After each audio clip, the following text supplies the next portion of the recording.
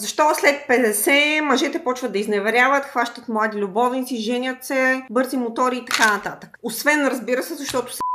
Обаче има една друга теория, която съм чувала от самите мъже, че просто на техните си собствени жени вече не им се прави секс. И тук кое идва на помощ? Абсолютно задължително бабини зъби. Винаги се свързало бабините зъби, че трябва да го взимат мъжете. Те трябва да го взимат, разбира се. Но хубавото е да го се взима и от жените. Сега, в тази комбинация на Нура, освен, че с бабини зъби, има и мака, което направо ще ви изстреля в космоса. Това е много полезно за мускулите, обаче много е важно, защото вдига либидото. Какво е това либидо, тази мистика невероятна? И пак казвам, това не е афродизиак да го вземете преди секс и да скочите на мъжа си. Това просто трябва да се взима на постоянна основа, да имате въобще много по-високи енергийни нива. Много е важно и за жените. По една на ден, сутрин на гладно или вечер на гладно и преди тренировка още една. И ако искате повече информация, пишете ме на лично да ви пратя линк за тези бабени зъби, защото съдържат 90% сапонини и защо